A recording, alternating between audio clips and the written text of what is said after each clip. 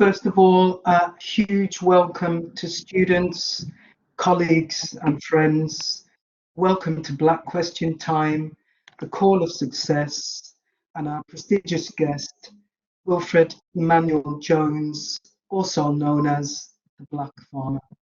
Welcome, Wilfred. We're very, very pleased to have you here. Wilfred, your story is quite inspirational in many ways.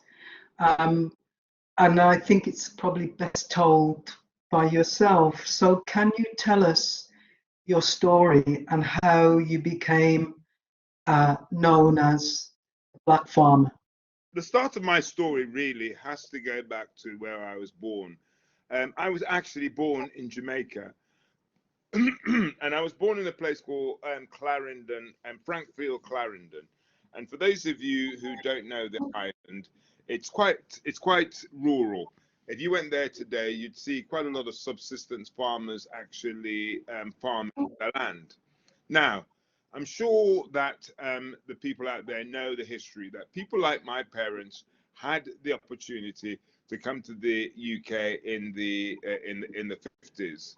And as what happened in those days, first of all, my father came over, then my mother came to join him, and then we, the children, it was my sister and I at the time, then came to join them. So I spent the first 3 years of my life being brought up by relatives in Jamaica.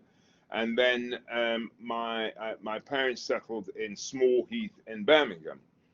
Now, I don't know whether any of you listeners there know Small Heath in Birmingham, but Small Heath is one of those classic inner city areas. And when I look back and I think of the time living in Small Heath, it fills me with horror because I don't have anything nice to say about Small Heath. It was a shithole. I hated it. I absolutely hated it. And even though I haven't lived there for some, God knows, 40, 50 years, the memory of living in that place was that pits. And there's 11 of us in my family. I have 8 brothers and sisters, so including my parents, there's 11 of us. And we lived in one of those classic 2-up, 2-down terrace houses. So imagine this, there's 11 people living in a 2-up, 2-down terrace house.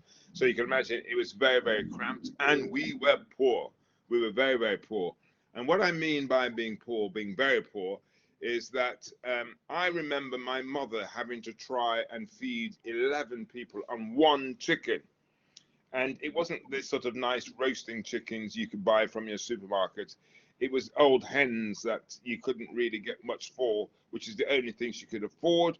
And therefore, she had to become very imaginative in how she actually got some sort of taste into the product. And with having so many mouths to feed, she also had a padlock on the larder, so we couldn't go and eat her out of house and home.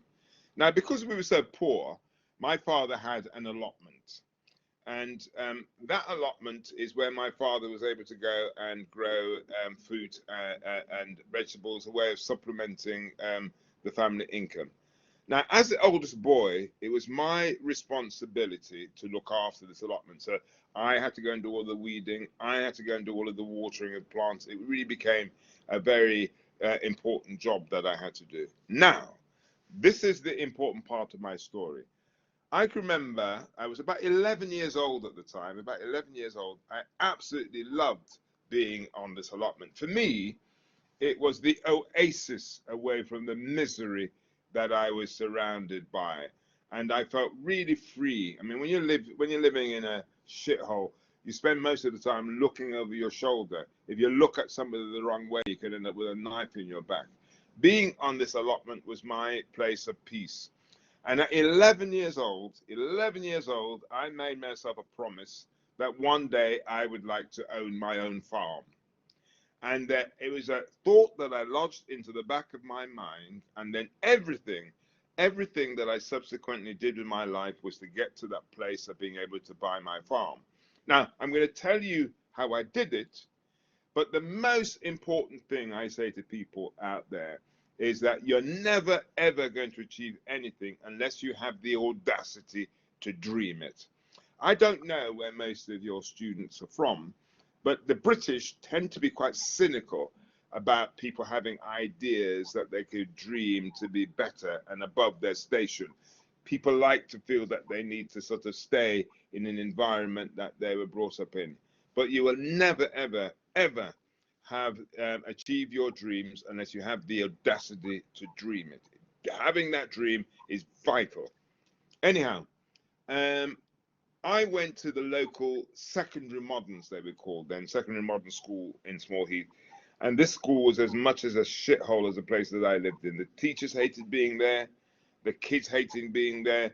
They didn't educate us. They really policed us because they didn't really expect that we would achieve much in our lives. And to be frank, most of the people that I went to school with ended up in prison.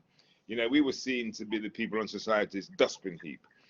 And to make matters even worse, I am dyslexic. And in those days, people had absolutely no understanding of what dyslexia was. They don't really have that much understanding even today.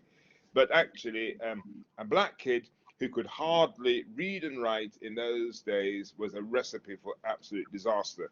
So I spent most of my time at school being difficult, either being in front of the headmaster. In those days, they used to be able to cane you, so I was always constantly getting the cane, and I was just seen to be an absolute nuisance. And then I left school at 16. I could hardly read and write. And because I was as thick as shit, really, there wasn't really much available to me. And so I then joined the army, not because I had any sort of fondness to be in the army. There was nothing else that I could do. And there's one thing that I learned pretty early on in life. If you have a degree of entrepreneurial spirit about you, that does not work well in being the military. The military is about following orders, doing as you're told, and not challenging anything. The thing about being entrepreneurial, it's always challenging. It's always to say that something can be done better. And then you can imagine what happened. You know, 16-year-old boy joins the army, mouthy black guy. There was only one or two things that was going to happen. You either conformed or you're going to get the shit kicked out of you. So, you know, they spent about a year trying to kick me into shape, and eventually they gave up. So I got kicked out of the army. So the only qualification that I have to my name is a dishonorable discharge from the army. So I'm 18 years old. I've been kicked out of the army, and everything that people would predict would happen to people like me, it looked as though I was on that course to fail.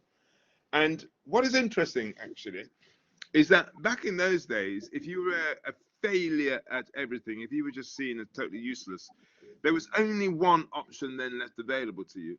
And believe it or not, that option was catering. So I went to the local catering college in the West Midlands because they just thought, actually, if they can't do anything else, you know, stick them in the kitchen. They could either wash dishes or chop up vegetables. And luckily, I really enjoyed cooking because it was task focused. It obviously used up a lot of my energy. So having gone to the college, I then ended up working as in various restaurants, not nowhere posh, just sort of burger joints and things like that, somewhere where I was earning a living. And so I managed to earn a living, and I was not on the streets, and I could have drifted along along that route. But again, one of the things that you're going to find that comes out regularly in my talk is the power to have a dream, because the dream gives purpose, and life is all about having a purpose.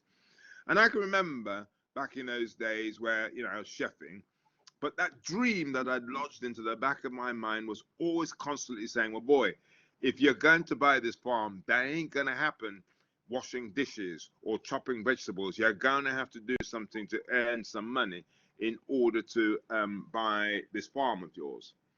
Now, back in the day, there used to be a very famous documentary series on the BBC called 40 Minutes. They used to make social documentaries, and I used to love this series. And I can remember saying to my family and friends, you know what? I would love to go and work in television as a producer director making television programs. So you can imagine, everyone looked at me and just thought, this guy is nuts, because he could hardly read and write. Television is very, very much the profession for the Oxbridge types, you know, those with very big qualifications. You know, who the hell does it think he is? Now, there's a philosophy in which I've lived my life, and everything that I have done has been based on this philosophy. And every single successful person that you will ever meet in life will have two things. All you need is two things to achieve anything that you want in life. It doesn't matter the color of your skin. It doesn't matter your gender. It doesn't matter your education. It doesn't matter what family you come from. To achieve fundamental success, you just need two things. And the first thing is that you need to be ruthlessly focused. And what I mean by ruthlessly focused is that you're able to get rid of the white noise of living. Most people fill their lives with rubbish, absolutely things that do not matter. Someone who's absolutely ruthlessly focused is totally focused on that one thing. So if you look at an athlete, they'll get up at 4 o'clock in the morning, whether it's pissing down with rain, whether it's cold, because they're focused, they're motivated, that is what they need to do in terms of achieving their goal. So focus, focus, focus, that is the most important thing. Now, the second, and this is more important than the first, is that you need to have passion. And the reason why passion is so important is because passion defies hurdles. It defies logic. It doesn't add up. It does not make sense. And that actually, it just drives you to things that does not actually compute. And people say to me, well, what the hell do you mean by passion? And I said, have you ever seen somebody when they're in love, where it doesn't make any difference whatever rational reason, common sense things you might tell them, they are driven. And that actually, that is what passion is all about. You are driven beyond things that add up and make sense. And any person that achieves things has that sort of passion. And one of the things about being educated and being academic is that everything is down to rational reasoning. And therefore, passion doesn't have a part to play in it. Passion is the most fundamental thing to have. So you need to have focus and you need to have passion to achieve anything. And anybody that you will see that's successful, they will fundamentally tell you that story. Now, having decided, right, I want to get into the BBC, I did what everybody does. I wrote hundreds of letters off to people at the BBC. Nobody replied to my letters. I tried ringing them up. Nobody would take my phone calls. I kept trying and trying. This went on for about a year. Nobody would answer me. I was living in Birmingham at the time, and there's a place called BBC Peppermill, which was a big studio complex, and that they used to have security guards outside of the front of the building. And in those days, they had sort of manual barriers that would let people in and out of the studios. And the security guards had this little hut that they used to come out of in order to operate the manual barriers. And they hated coming out of these huts because, you know, if it's cold outside, you got to go out there to lift the barrier. They hated it. So I went to them and said, look, I'll do the barriers for you and I'll do it for nothing. I'll open these barriers. And they just thought, oh, bloody hell, you know, if he's crazy enough to do this for nothing, we'll say yes. So I spent months opening and closing barriers, letting people in and out of the buildings, going, yes, sir, good afternoon, sir, how are you doing? So I've done that for months. Then I met the cleaners who were going in to clean the offices. So I said, look, I'll come and help you clean the offices and I'll do it for nothing. So yeah, they said, fine, you know, anybody doing something I was in cleaning the offices. I cleaned that for months. And then this happened. I met a guy, and this thing happened about 40 years ago. Met a guy, and his name is Jock Gallagher. And I said to him, look, I want to get into television. I want to do all of this sort of stuff. And he said, come to his office. So I went to his office and I spoke to him for about an hour. And he said this. He said, look, you're not the type of person that we employ in television because, you know, you don't have the education. And B, you got a bit of an attitude problem. But he said, look, I'm now going to do something, what he said, which he thought he might live to regret. He said, but I'm going to give you a job as a runner for 3 months and then to see what happens. Now, that man, having the courage to give me that break, then started off a big, major career in television. And so one of the things that I'm always saying to people, another thing in terms of being successful, is to find your guardian angel. To find your guardian angel. These people who will go out of their way to give you a break, to give you a chance, to help you on your journey in life. And everything that I've ever achieved in my life, somebody has gone out of their way to give me that break. And those people will not come to you. You will not find those people unless you're prepared to put it out there, unless you're prepared to shout about, this is what I want to do. Those people who silently sit there and they don't actually tell people about it, what they're doing is they're denying themselves of the guardian angels finding them. So, you know, I would never, ever in a million years have got my break in the BBC going through the conventional route of sending in CVs and going through the interview process. They would have looked at it and they would have chucked it in the bin. So it's about actually recognizing that going down the conventional routes of doing things is not going to help you achieve your dreams. So I started off as a runner at the BBC, and that basically meant you did all the shit work. And then I went on to be a researcher. And then from that, I went on to be a producer director. And again, I don't know who your audiences are, but back at the time when I used to work at the BBC, there used to be a very famous program called the Food and Drink Program. And that was a program that was responsible for creating the big celebrity chef culture. And then my boss at the time knew that all of these big name celebrity chefs, people like Gordon Ramsay, James Martin, you name them, all these big name chefs, the Oxbridge type producers were very intimidated by them. So it was my job to break them in. I had to teach them how to perform it in front of the camera. I had to produce and direct them. And, you know, and these chefs are the sort of person that would take you outside to sort of problem out. You know, they didn't take shit from anybody. And because I was brought up on the streets, basically, I wasn't afraid of anybody. So, you know, if they wanted to go outside to sort of problem out, I would oblige, really. But, you know, I then made a big reputation for myself of being a really good producer director, traveling the world, making programs about food and drink. I gave Gordon Ramsay his first break in television. I gave people like James Martin his first break. That's what I did. So I spent about 15 years at the BBC. And so it's worth pausing here, because you think, my God, you're a guy from the gutter. You're working in a big establishment like the BBC. The thing to do is shut the fuck up, keep your head down, and thank your blessings that actually you managed to get here, you know, settle. The moment you do that, you're inviting disaster, because the world keeps on moving. The world keeps on moving. And the one thing that helped me keep moving is this dream that I promised myself, that one day I would earn my own farm. And so even though I'm sitting there thinking, well, you know, you're doing pretty well at the BBC, you're not going to earn enough money to buy your farm. And the only way you're going to do that, and you're running out of time fast, boy, is that you're going to have to go out and do something else to earn the money to buy your farm. So I decided after 15 years at BBC, right, I'm going to leave the BBC, and then I'm going to set up my own food and drink marketing agency. And the reason why I decided to do a food and drink marketing agency, because obviously I started as a chef, I'd worked making food programs. It seems to be the logical thing to do. And again, I can remember just having enough money to pay my mortgage for 3 months. After 3 months, I would have no money, no fallback position.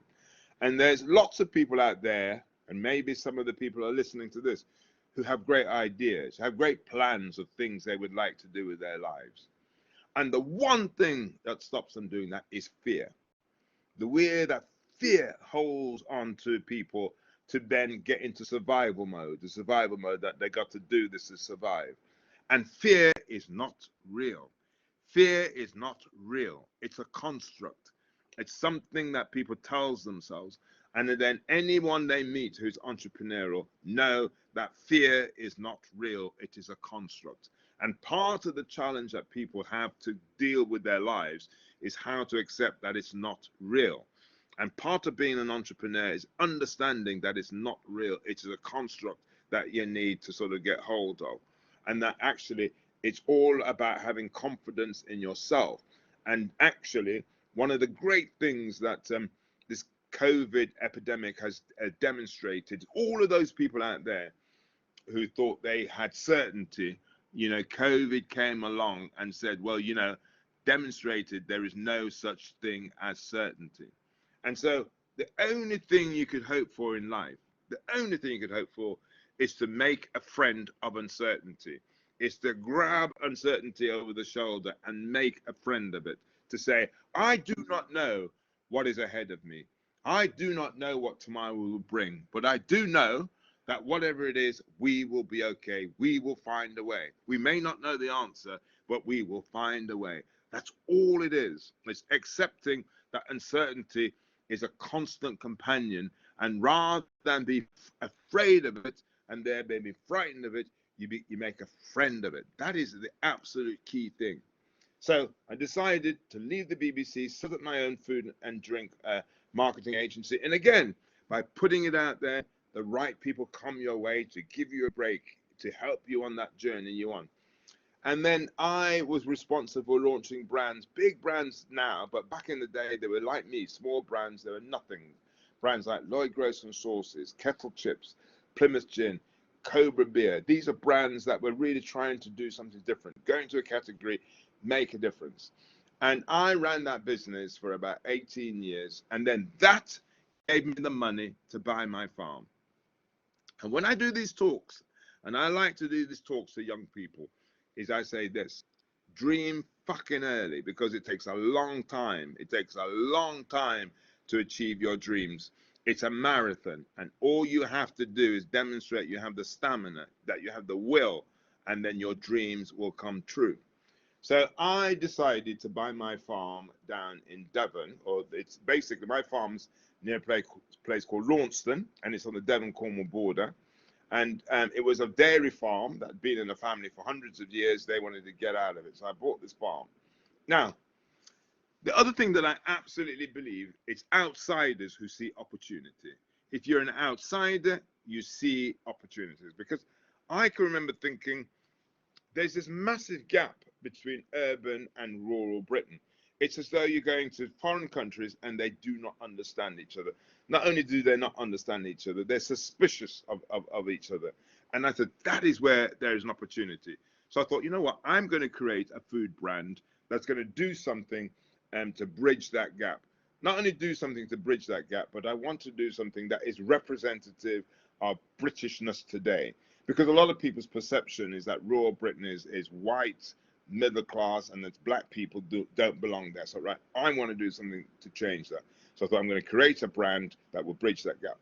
And I thought, I did not want to be an ethnic brand, because again, people think you're black, therefore it's got to be an ethnic product. I said, it's got to be mainstream.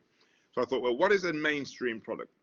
And I thought, well, actually, the British love their sausages. So everybody likes a sausage. And I thought, well, there's tons of sausages out there. What is it that I could do differently? At the time, I did a little bit of research, and the research said 1 in 100 people have a wheat intolerance. And I thought, right, I'm going to do a gluten-free sausage. And a gluten-free sausage, not only can people with wheat intolerances eat, but also the mainstream. So I thought, right, I'm going to do a sausage. And I thought, well, I don't want to be making this myself. I want to go and find somebody to help me actually manufacture this.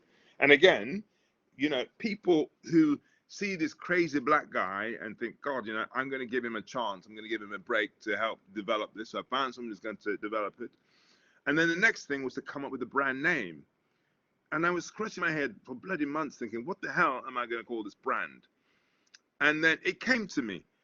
All of my next door neighbors in Devon used to call me the Black Farmer. And I thought, shit, this is a pretty good brand name. Not only is it a really good brand name, it has an edge to it.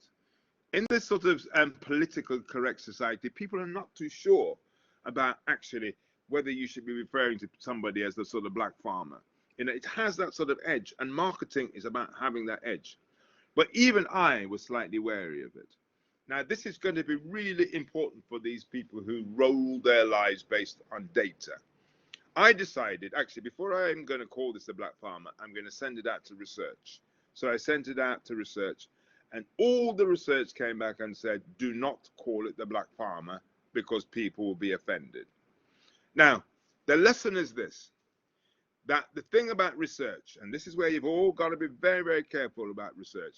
Research could tell you what people were thinking yesterday, because you've got all the evidence of that. You could tell you what thinking yesterday. Research could tell you, they tell you what people were thinking yesterday. They could tell you what people are thinking absolutely right now, but it cannot tell you what people are thinking tomorrow. And that's where you need to have faith. That is where you need to have your own purpose. By going along with your own faith and purpose, people will follow. So those people who think that they do all their decisions is based on data and evidence, they never innovate, because innovation is not about what is happening now.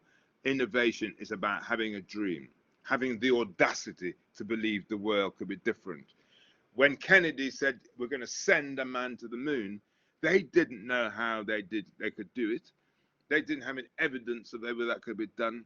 It's about having the audacity to have the dream. So as you could imagine, I decided to call it the Black Farmer, and then I went on a massive journey to try and get the supermarkets to list these products. Every one of the supermarkets said no, they weren't interested. They looked at it and they said, sausages?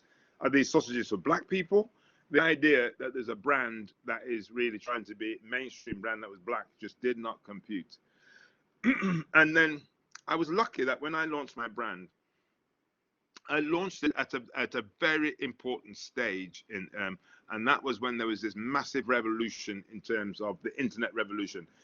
Facebook had just started. All the social media as we know it now did not exist. Websites were becoming the thing to do. Before, if you wanted to communicate with your consumer, you had to go through these gatekeepers, and these gatekeepers would have been TV, radio, magazines, in order to get their attention.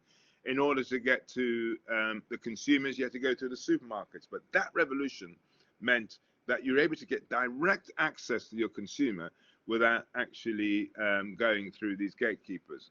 So what I decided to do, I thought, right, I'm going to do a massive roadshow around the whole country and do big sampling of the products, massive sampling of the products. And what I did at the same time is that I put all the buyers' telephone numbers, names, addresses on my website. And I would simply say to the customers, if you really like this product, just go onto my website and demand from the buyer that they list my products. And as God is my witness, that is how we got our listing in our supermarkets. Now, the brand is now 15 years old. We're in all the supermarkets. We've gone from sausage into other products. We do pork, we do chicken, we do eggs, and we've also recently just done online. So we've just done the Black Farm farm shop online. And so I like to tell my story because it's very easy to sit and see, well, this guy has come from a privileged background, but as you could hopefully have told from my story, I come from nothing. And if anything that I want to be able to demonstrate from this answering this question in a very long way is that life is about having the right mental attitude. If you have the right mental attitude, things will open up for you. Does that answer your question? Wow. Wilfred, you made me laugh out loud. So much in there in terms of focus, passion, finding your guardian angel, living with uncertainty, making friends with what is, faith, purpose. Fantastic and fascinating. And I want to share with you some of the questions from our audience. The first one is from Kat. And she says, fascinating and honest insight. My grandfather was a farmer in the Caribbean, and I relate to the love of the land. However, it's unusual for an 11-year-old to be so interested in allotments and any notion of farming. Would you encourage more young people to consider farming?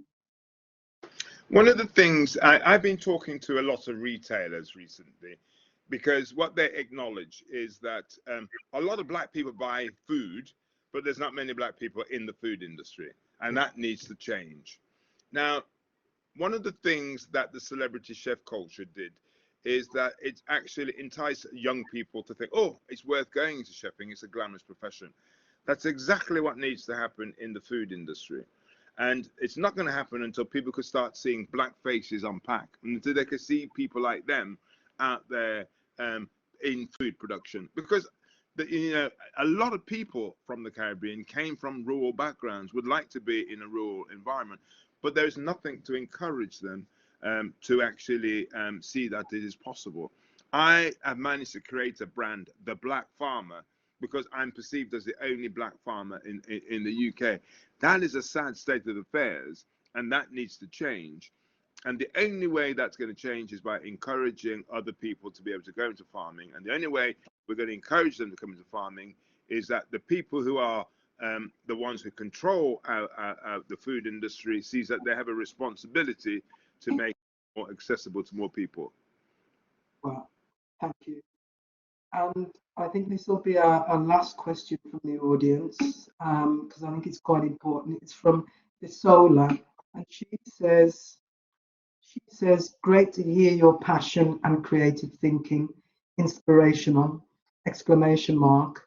Could you speak more about the correct mental attitude, please? It's a big one. And it'll be Well, it's something I'm quite interested to talk about. So, how do you get the correct mental attitude? Now, it's about dealing with certain realities that no one is going to make your dreams come true. You have to do the work. It's a bit like what I was saying is that I have found that things only come your way if you put yourself out to do the work. And it's quite difficult because you have no help, but it's a bit like falling in love. You have to believe that all the work and all the time and all the energy that you're putting in will pay off. And when there's no evidence that it will pay off, it's really difficult to keep going. But you have to start off with that belief that I believe there's a lot of good out there. It will find you if you continue to have that positive attitude that by doing the right thing, it will find you. And so a lot of people want to be discovered, and rather than thinking it's their responsibility to go out and do the discovering. And that actually, you know, a lot of people think you need to have this in order to achieve or gain that. It's not true. You can have the greatest qualification in life. It ain't going to guarantee you jack shit. What everybody looks for is the right mental attitude, and the right mental attitude is positive. So it's a bit, one of the things I can't bear is people saying no or something's not possible. Everything is possible, and therefore it's about recognizing that everything is possible. Is possible, and it's a bit like what I'm saying. Perhaps the important part of this talk is that make a friend of uncertainty. The thing that throws people is uncertainty. If they don't know what's going to happen tomorrow, they don't know what's going to happen in a year's time. They can't operate in this field of unknowing.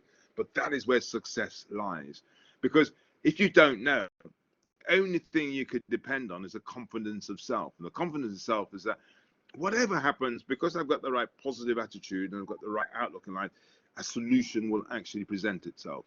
You don't need to know, you just have faith that if you've got a positive attitude, a solution will present itself. So that is for me, every time you feel fearful, and the whole structure of society in the West is to tap into people's fears. So if you watch the news, if you watch a feature film, if you write a book, it's a tap into that one sensation that we all have. And there's massive industries that are built on tapping into that one essential ingredient of human beings, of fear. The whole way our society is run on fear. All entrepreneurs do is they don't buy into it. They don't buy into that construct. They don't buy into the pictures that we tell ourselves. And it's all about fear is based on, well, what possibly could happen. Now, God knows, nobody knows the bloody future. So why construct your life around the possibility of something that may happen rather than accept, I don't know, and to be at one that you don't know what may happen. But when things do come your way, a solution will present itself. If there's one thing I want people to try and take from that, is that's how you get a positive attitude. Is that you don't need to know all the answers. You don't. All you need to focus on is that you'll be all right, that you'll be confident that whatever comes your way, there will be a way. Wilfred, incredible. And you've said absolutely so much. I just want to read you a little bit of the feedback. This is from Michelle D. She says, "Thank you, Wilfred. It has been very inspiring and just the kick I need at this time in my life in all areas. My dad was from Clarendon and would have been proud to hear his hometown as success in you." Mm. Well, unfortunately, Wilfred, we've run out of time. Just before you go, can I just say one thing? Is that I mentioned in my talk that I've just launched my online farm shop. So it'd be lovely if people could actually go and visit that. Not only visit that, but anybody who uses the code Wilfred57, they will then get a discount. I think it's about sort of discount. Just put that in. And what in the next month we're going to be doing we're going to have a Caribbean section. What I'm ultimately wanting is that we're going to have a destination farm shop where people from all of the country could go to the Black Farmer Farm Shop, where they could get good foods, good company, and it will be a temple of actually bridging the gap between urban and rural. Thank you so much, Wilfred. And you know, I kind of feel like I would love to have you back to keep talking about these themes you mentioned, making friends with uncertainty, focus, passion, guardian angel, so much in there. And it's incredible the impact that it's had on your life. So thank you to our audience. Wilfred, you've been amazing. Thank you so much for joining us.